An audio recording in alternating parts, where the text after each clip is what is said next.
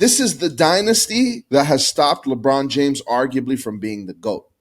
Right, single-handedly, they are the guys, and so you got to give them the flowers where it's due. But I think the sad part about it is the fall from grace hurts so much more than the joy of the rise.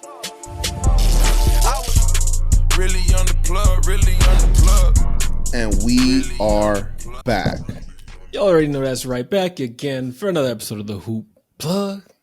Yes, sir. And as always, rocking with you, it's your boy Faraz in the building. And I got with me my brother, my partner in crime, Co, to the CEO, Stir Fry Ty. Tyler, how you feeling today, my brother? I'm feeling good, bro. A lot better than those dead and beat Warriors. A lot better than them boys that are getting shipped out, moving families, moving cities, all that, because the trade deadline's up upon us. How are you feeling, my brother, my dog, my co-host, Faraz? I'm feeling good, bro. Feeling good, coming off a fresh, extremely busy week of work, a few months at work, but we are back. You know what I'm saying? Please excuse the hiatus in the plug, you know what I'm saying? But fear no more, because we are here, you know what I'm saying? And like Ty mentioned, talk about the Warriors. We got to talk about Eric Spoelstra. And we got to talk about the day that's been looming over every NBA franchise's head, the NBA trade deadline. We got all that and more on this upcoming episode of the Hoop Plug. Before we get into all of that, we got to give a quick shout out to our sponsors, the good guys over at EvanAlexanderGrooming.com. You know what I'm saying? Ty, why don't you let them know? Hey, man, y'all already know EvanAlexanderGrooming.com. Get that beard from patchy to classy. Get that hairline from crisp. All right, y'all know where to go. EvanAlexanderGrooming.com. Make sure you guys are plugging in that promo code HOOP_plug_ for that smooth discount. Yes, sir. Has a time finally come? Is February 8th, 2024, the day the Golden State front office says no more? Man, I gotta say, bro, I think it is. The Warriors are cooked. You have to keep Steph, of course. Let's not believe it's ridiculous. But you gotta let them kids who've been begging for minutes finally shine and blow this thing up, bro. They are 4 games out of the 8th seed, struggling even to stay in play-in contention right now. Absolutely, man. I mean, to be quite frank, man, this Golden State Warriors franchise, this team is really just a former shell of its once glorious self. I mean, besides Steph Curry, like you mentioned, the old guys, them guys, they're not looking like nothing. And I mean, the glue guy from the last championship, Andrew Wiggins, the guy that you thought was going to covertly keep putting up numbers, covertly help Steph carry the squad to the playoffs, he's not able to do it either, man. It's been tough. The Warriors, it's been sad. And I mean, to be quite frank, the one that breaks the heart the most, Klay, man. Klay has just been playing like former shell of himself. Yeah, man. We've seen he still gets some buckets, but after them double knee surgeries, the defense, that two-way thing is a thing of the past, bro. Klay Thompson, CP, Draymond, these are the guys you're relying on. And are we sure these guys even play past 2025? I mean, they're closer to retirement than they are to being all-stars again at this point. The roster is undermanned, and overpaid, and that's an awful combo. Nah, man, facts. You said it. And the Warriors have always done a good job in terms of draft, and their young player talent pool right now is looking good. I mean, they've got guys that you can't even say their last names, right? But they're out here balling, and the funny thing about it is more and more you start to see them sharing the floor with Steph Curry, then the Clays, then the Draymonds. I mean, Draymond's gotten to a point where he's been suspended multiple times this season for beating somebody up. I mean, if that's not the sign of somebody who's had enough, I don't know what is, And after Klay Thompson got D-Rosed, and I hate to use D-Rose as the reference because that's my boy, but after Klay Thompson got D-Rosed, he just hasn't been the same, man. I know. It's sad to see, but we got to admit it for what it is. We're watching the death of a dynasty. All right? That's old man Dre that's just getting aggravated by someone looking at him the wrong way. This is what it looks like. When a superstar, an all-timer, plays their entire career with one franchise, this is how it goes. Dirk ended missing the playoffs. Kobe the very same way. When you get these guys, their talent demands you push all your chips into the middle of the table as a franchise. You're obligated to win now at all costs, no regard for the future. And rightfully so. You got chips out of that. But after that championship window closes, there's not much left for you on the other side. And if you end up lucky enough to draft well, like you mentioned, You can squeeze out a second run like Golden State did, nabbing Jordan Poole. You can squeeze out a second run like San Antonio did, drafting Kawhi. But generally speaking, this doesn't end pretty. Golden State is paying Dre not to play, Clay not to defend, and a roster pass that is a bunch of guys who wouldn't demand minutes on any other team in the league. I mean, Tyler, honestly, you couldn't have said it better. I think it's time for the Warriors to put the sentiments away. I think they shake the hands of the Dreys, the Clays. I mean, you got to keep the Steph. And if you get rid of the Steph, it's one of two options. Either you're crazy or you get in the house for him, you know? But really, there's no middle ground. And at this point, as sad as it is to say, you said it the best. It's the death of a dynasty. It's the biggest dynasty.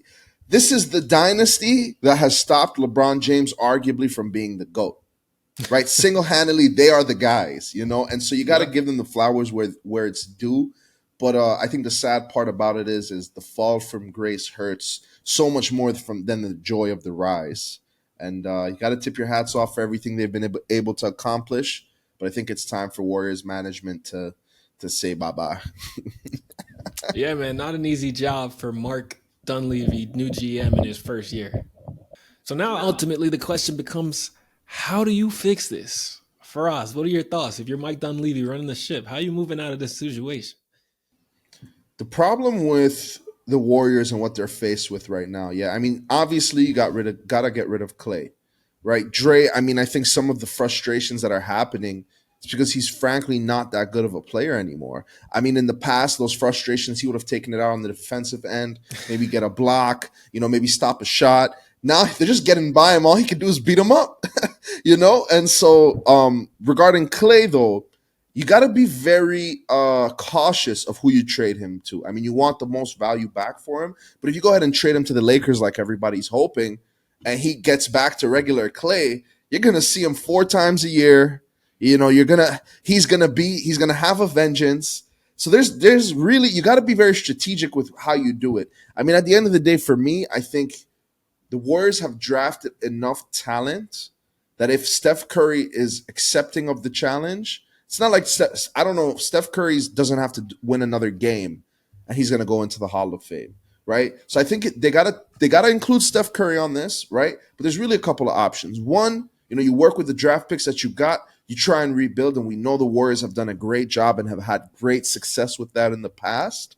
Or, I mean, you still got to get rid of Clay and Dre, frankly. Yeah. And you try to trade for some other stars and try to use those young guys to fill in the rest of your roster and take advantage of Steph being there. Matter of fact, I thought of a third option too. Total overhaul. Getting rid of Steph, going crazy, getting rid of Clay, getting rid of Dre, and saying, listen, we've done our thing. The owners came in and they won 4 championships in however many years.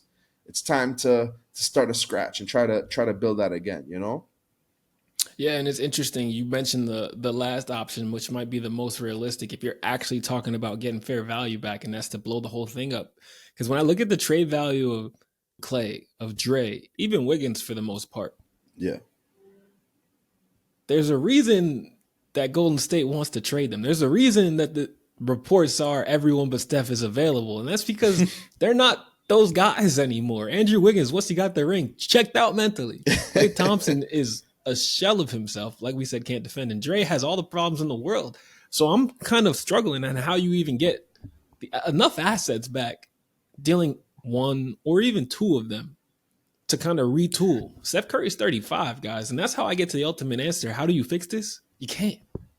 And as I've said before, the exact reason Bob Myers left town is because he knows what all of us know. They are back up against the salary cap. They're both undersized and unathletic compared to the rest of the league. Yes, they have Steph, but even he's not able to be himself right now because of the lack of supporting cast. His numbers are dipping in every area. He's having to play hero ball every night. It's rough right now in the Bay. It's funny, right? Because Ron's 40 or whatever he is, 39, 70, I don't even know at this point, right? But everyone, because he's able to do it, they think that the age thing is easy. Like you said, Steph's 35. He's still balling out. He's not having the greatest nights every night because of the lack of support. The point is he's still Steph, but for how long, right? Yeah. And as you mentioned, the rest of these guys either overpaid, underpaid, too small, too short, too big, too slow. There's really no middle ground. They've got some young guys. I mean, The only piece you had, to really build for the future for some longevity was Jordan Poole, right? And you picture old man Dre, and then got an even older man, Chris Paul, in that deal. So you got older, you shorten the length of success, and now you're faced with a tough decision. Yeah. Are they going to get someone able to pick up Clay's $40 million a year contract? I don't know. Or is they going to get someone that trade for Dre on a contract year when you got to re-sign him? Who knows if he's even going to? He was trying to retire 2 weeks ago. Someone's going to trade for him and expect to re-sign him. It's a tricky spot. Like I said, we know why Bob Myers left. Shouts to you. I mean, shoot, the timing was elite. You win your rings, you look like the man, and you hit the road. You don't have to make any tough decisions, and you ride out on the high horse. Last up tonight on the Hoop Plug, man. We got to touch on everybody's favorite time of year besides playoffs. It's the NBA trade deadline, man. We've seen some wheeling, some dealing. We haven't gotten to the finish line yet, so we haven't seen the full potential of what it's going to look like. But trade deadline season is among us right now. Yes, sir. Like you mentioned, we got some moves that happened. OG Anunoby posting the world's highest 1 million net rating with the Knicks. If that's what it feels like, bro. I don't know. They said the defensive rating is 9 and the offensive rating is 1,000. That's what it feels like, bro. We just dominated the Raptors and everything. But it's not just about the Knicks. We are an NBA podcast. Let's keep it professional. Yeah. So I mean, trade deadline, it should be interesting, but not as interesting as it usually is. We don't have KD asking for out. We don't have Kyrie asking out. This is a different tier of guys, but still some moves that we need to discuss. Yeah, for sure, man. And the first one up on that list is the Pistons Wizards. I mean, this one isn't this one isn't getting any fans off their seats, So Pistons, worst team, arguably going to be one of the worst teams, if not the worst team in NBA history if they keep it up like this. And the Wizards, who Kyle Kuzma's their lead guy. I mean, enough said. Pistons, man, they get an old, frail, I'm surprised he's still around, Danilo Gallinari and Mike Muscala. And the Wizards get Marvin Bagley and Isaiah Livers. I actually think that this is a good trade for the Wizards. I don't know if Pistons, maybe they're trying to get some veteran presence. Absolutely. We know Gallinari is, he's a microwave scorer. Back in the days, able to give you 20 in a hurry. And the Wizards, I mean, they get 2 young guys drafted, 2 of them lottery picks. Very high potential. I mean, it's sad when they become trade pieces for irrelevant moves in the corner of obscureness in NBA trade talks. But let's stop wasting our time, man. The only other real big trade that has happened so far in this deadline, man, the Raptors, Pacers, man. Ty, before I even break it down, what was your initial reaction when you heard about this move? Surprised, shocked, bored, yawn? What was it?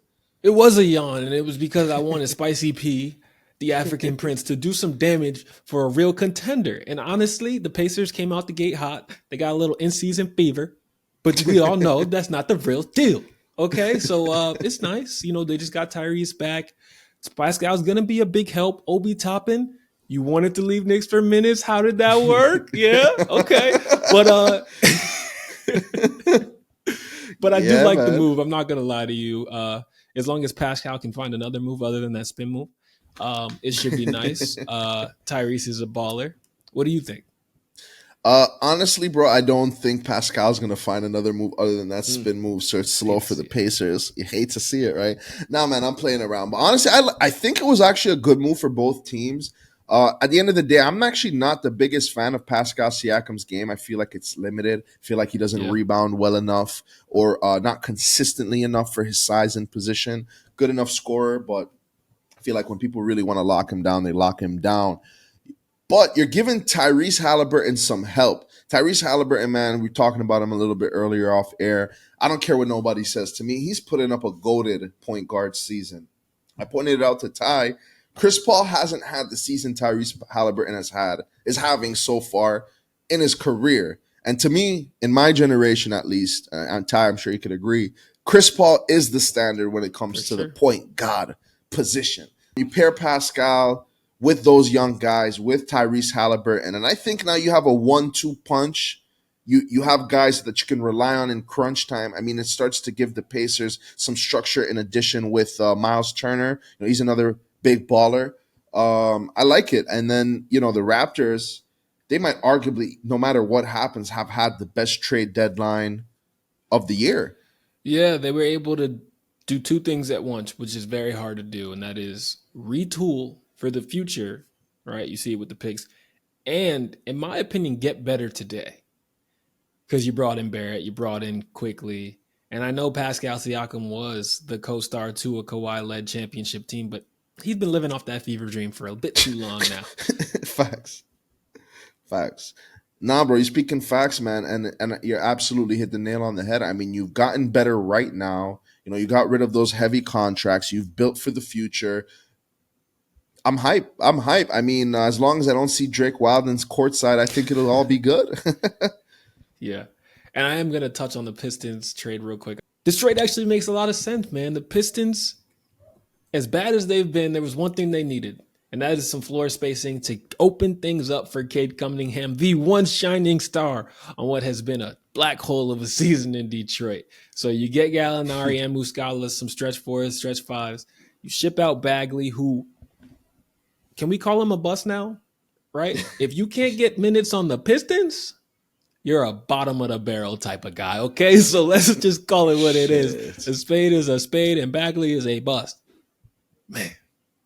As far as moves that I want to see, I'm a Knicks fan. There ain't no hiding it. We are still one piece away, and I'm not talking about the big star because I think that's next year, this offseason.